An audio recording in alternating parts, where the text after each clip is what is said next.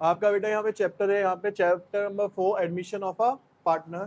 ठीक है, admission of a partner आपका स्टार्ट कर रहे हैं। उससे पहले बेटा ये पार्ट किस चीज का है, इसे बोला जाता है, हमने लास्ट चैप्टर में सीखा, जब भी पार्टनर का एडमिशन होगा तो उस टाइम पे जो फर्म होगी उसे क्या बोलते हैं हम, रिकंस्टिट्यूशन ऑफ अ फर्म। उसका रीजन क्या होता है रिकंस्टिट्यूशन का, एक एग्जांपल हमने पहले भी लिया था ये, कि मान लो कि ए और बी दो पार्टनर्स हैं और हमारे पास 60,000 का प्रॉफिट है और दोनों इक्वल शेयर करते हैं। ठीक है, तो इन दोनों के हिस्से में आ रहे थे 30,000 और 30,000। अब फर्म ने डिसाइड किया, कोई भी रीजन हो सकता है, कि हम एक नए पार्टनर को और ऐड करेंगे, तो उन्होंने एक नया पार्टनर ऐड कर लिया सी। अब इनकी रेशो भी कितनी है, 1:1:2। लेकिन अब भी फर्म का प्रॉफिट कितना है बेटा आपका, 60,000 ही है। लेकिन अब ए के हिस्से में 20,000 आएगा, बी के हिस्से में भी 20,000 आएगा और सी के हिस्से में भी 20,000 आएगा। पहले ए को 30,000 मिल रहे थे, अब कितने मिल रहे हैं बेटा, 20,000। ऐसे ही बी को 30,000 मिल रहे थे, अब इसको भी कितने मिल रहे हैं, 20,000। यानी कि ये वाले जो पार्टनर्स हैं इसे क्या बोला जाएगा, ओल्ड पार्टनर्स। और ये जो सी पार्टनर आया है ये कौन सा पार्टनर है मेरा, न्यू पार्टनर। इस एग्जांपल से हमें एक चीज क्लियर होती है कि सर एडमिशन वाले केस में ओल्ड पार्टनर जो है वो सेक्रीफाइस करता है और नया पार्टनर जो है वो क्या करता है, गेन करता है। क्योंकि पुराने पार्टनर्स का शेयर जो है किसको मिल जाता है, जाके नए पार्टनर को मिल जाता है, तो पुराने का हिस्सा कम हो जाता है क्योंकि हमें नए को देना पड़ता है। आज की क्लास में जो हम टॉपिक स्टार्ट करने जा रहे हैं बेटा, आज सिर्फ एक ही टॉपिक करेंगे इसके अंदर, न्यू प्रॉफिट शेयरिंग रेशो।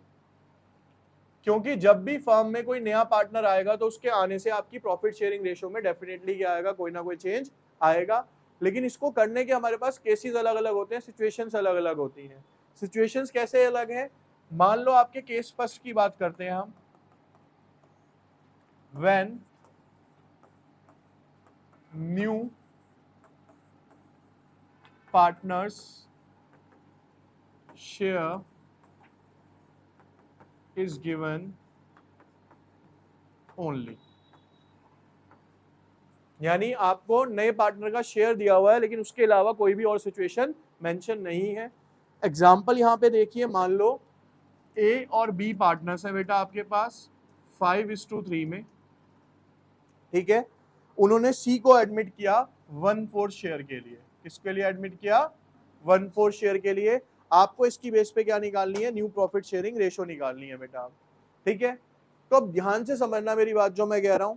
मैंने आपको बताया था बेटा रेशो का जो सम होता है वो क्या होता है, हमेशा 1 होता है। जैसे परसेंटेज का 100 है, सर्कल का 360 डिग्री होता है, ऐसी रेशो का सम कितना होता है, 1। तो हम सबसे पहले ऐसी सिचुएशन में, देखो सिचुएशन है इसमें मेन, आपको ये पता होना चाहिए कि क्वेश्चन क्या कह रहा है। इसमें हमें ये कह रखा है कि भैया ए और बी पार्टनर्स है, सी अपना 1/4 हिस्सा लेगा, बस उसके अलावा कोई चीज मेंशन। तो हम क्या करेंगे बेटा, यहाँ पे let total share is equals to 1। भैया हमारा टोटल हिस्सा कितना है सर, 1 है। इसमें सी शेयर कितना है सर, 1/4 है। तो अगर मैं यहां पे लिखूं अब remaining share of A and B 1 - 1/4। भाई पूरी फर्म का जो रेशो है वो कितना है, 1। उसमें से सी का कितना है सर, 1/4। तो अगर मैं पूरी फर्म के रेशो में से सी का माइनस कर दूं तो बाकी किसका बच जाएगा, ए और बी का। तो ए और बी का जो बचता है बेटा वो यहाँ पे 4 इज इक्वल्स टू 3/4। अब ये किसका बचा है बेटा, ए और बी का। सिर्फ ए का नहीं है ना बी का है, दोनों का है। तो सिंपल क्या करना है बेटा, इसमें ना कोई मतलब लॉजिक नहीं है, सिंपल सा क्वेश्चन है। अब क्या करो भैया, सी का हिस्सा हमें पता है, ए और बी के लिए 3/4 बचा है, तो बेटा 3/4 को किसके बीच में बांट दो आप, ए और बी के बीच में बांट दो। कैसे बटेगा sir, therefore as new share is equals to, कितना है बेटा ये 3/4। ये किसका है, ए प्लस बी का। इसमें से ए का हिस्सा कितना है सर, 5:3। 5:3 मतलब 5/8, 15। और ये कितना हो गया यहाँ पे 32।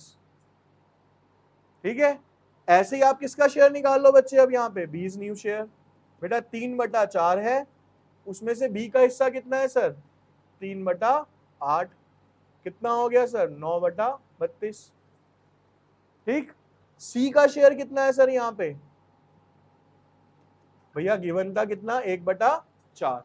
लास्ट चैप्टर में ही समझा दिया था बेटा कि डिनोमिनेटर क्या रहता है हमेशा सेम रहता है। तो अब मैं 4 की मल्टीप्लाई किससे करूंगा, ठीक है 4 की मल्टीप्लाई किससे करूंगा कि ऊपर नीचे यानी नीचे 32 आए सर 8 से करूंगा। तो यहाँ पे कितना हो गया ये 8/32। तो अब बेटा अगर मैं यहाँ न्यू रेशो की बात करता हूँ आपकी, तो न्यू रेशो आती है 15:9:8। और इसको चेक करने का तरीका भी है बेटा हमारे पास। वो तरीका क्या है, आप इन तीनों को प्लस करके देखो, 15 और 9 24, 24 और 8 32, 32/32 करोगे तो कितना हो जाएगा 1। मैंने क्या बताया रेशो का सम कितना आता है सर 1। तो अगर आपका आंसर ठीक होगा तो हमेशा कैलकुलेशन में क्या आएगा आपका टोटल करके 1 ही आएगा काट के एक दूसरे को। समझ आया, कुछ नहीं था इस केस में, सिंपल था कि भैया हमारे पास एक नया पार्टनर आया, वो 1/4 हिस्सा लेगा अपना टोटल शेयर में से। टोटल शेयर 1 था, उसका हिस्सा माइनस करा, ए और बी का बच गया, वो उसके बीच में बांट दिया। क्लियर है केस ये वाला, ठीक है।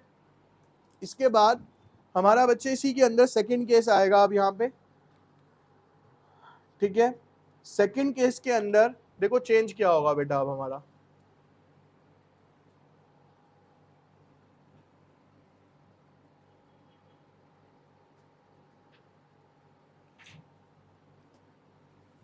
Case number second. देखिए बेटा यहां केस सेकंड में बेटा हमारे पास है when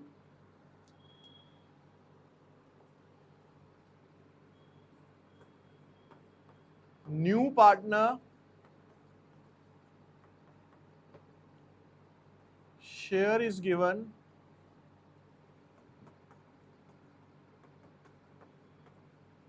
and new ratio of old partner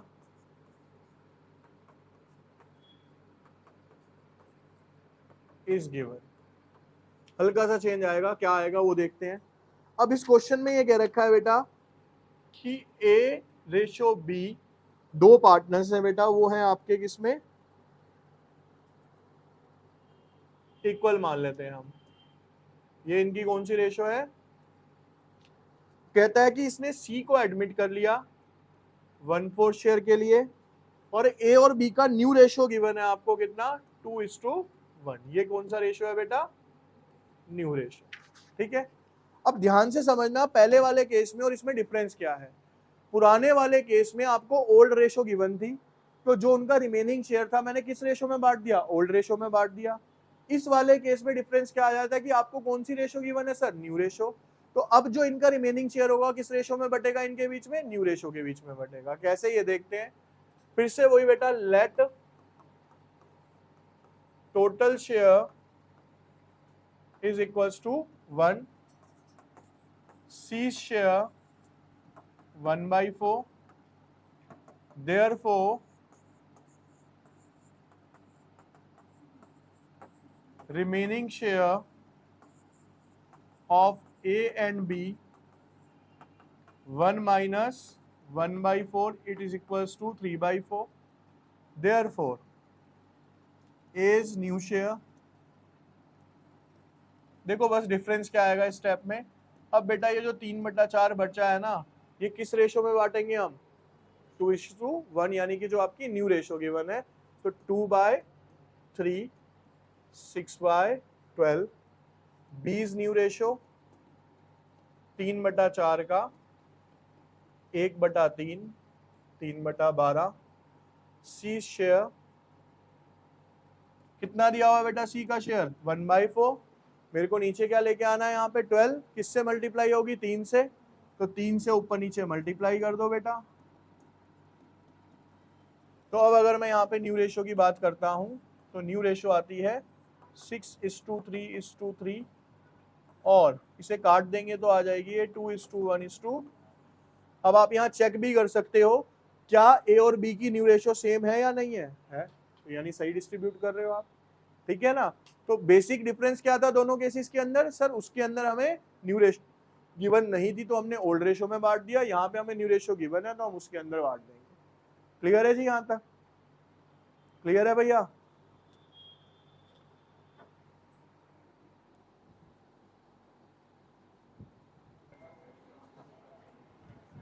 यहाँ देखिए बेटा, अब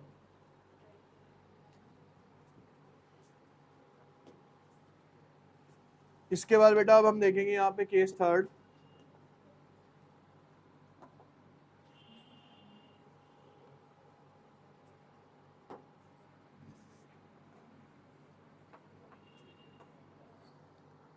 केस थर्ड में बेटा ये बोला हुआ है यहाँ पे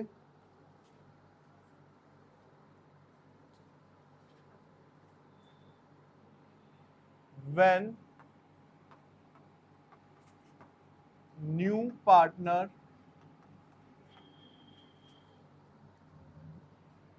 get his share from old partners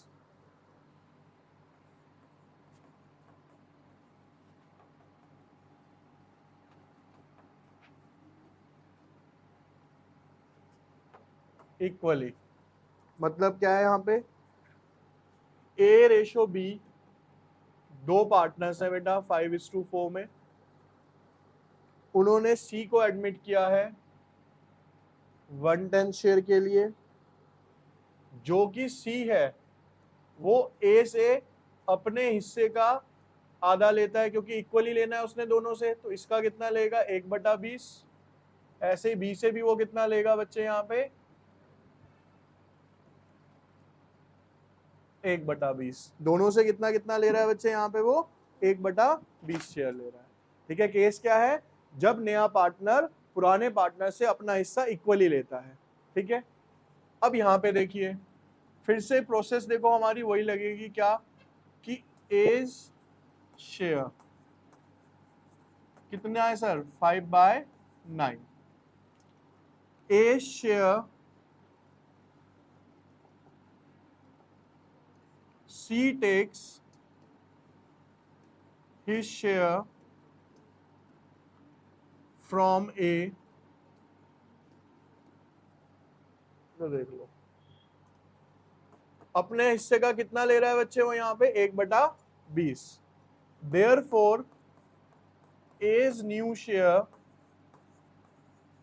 भाई उसके पास पहले 5/9 था, उसमें से 1/20 सी ने ले लिया है ना। अब 9 और 20 का आप यहाँ पे निकाल लो एलसीएम,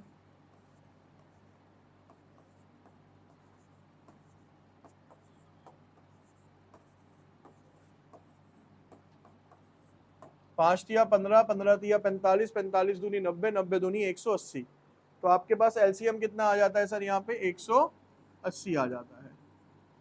20 से मल्टीप्लाई करेंगे ये हो गया 100, इसकी करेंगे 9 से मल्टीप्लाई तो 100, ये कितना आ गया 91/180, 91/180। ठीक है जी, सेम प्रोसेस बी में लगाएंगे। क्या बी का शेयर कितना है बेटा यहाँ पे 4/9। ठीक है, C takes his share from B, C ने बी से कितना हिस्सा लिया बेटा फिर से 1/20। Therefore B's न्यू शेयर, भैया 4/9 था 1/20 ले लिया 180, 80, 9, 71/180।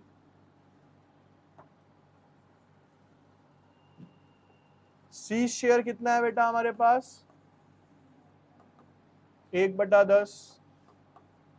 मुझे यहाँ पे कितना लेके आना है बेटा 180, किससे मल्टीप्लाई करूंगा मैं 18 से।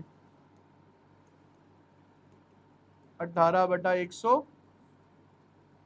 अब अगर हम यहाँ न्यू रेशो की बात करते हैं इनकी, तो न्यू रेशो आती है बेटा 91:71 और क्रॉस चेक करने का तरीका क्या है, इनका सम कर लो, किसके बराबर आ रहा होगा बेटा, 180 के बराबर आ रहा होगा, आंसर बिल्कुल ठीक होगा आपका। ठीक है, तो इस केस में कुछ नया क्या हुआ कि सर अब इस केस में ना हमें और एक एक्स्ट्रा चीज बोल दी उसने, क्या कि वो 110 शेयर के लिए आएगा, लेकिन वो 1/10 हिस्सा लेगा, इससे ए और बी से इक्वली लेगा। तो हमने वो वाली कंडीशन, देखो कंडीशंस लगाते जाएंगे क्वेश्चंस के ऊपर, और कुछ चेंज नहीं होगा इसमें, निकालने के तरीके हुए हैं basic 5th 6th 7th class वाला ही है, मिल जुला के। ठीक है, समझ आ गया ये वाला केस क्या है, क्लियर? बेटा नेक्स्ट केस है आपका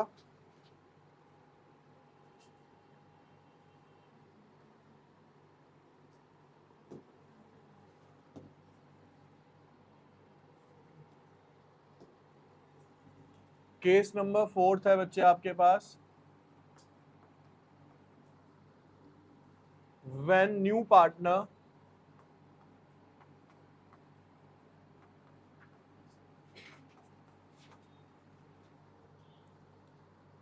get his share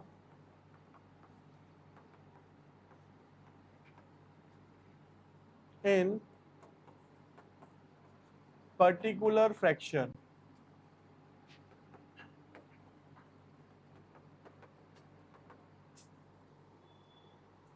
ठीक है।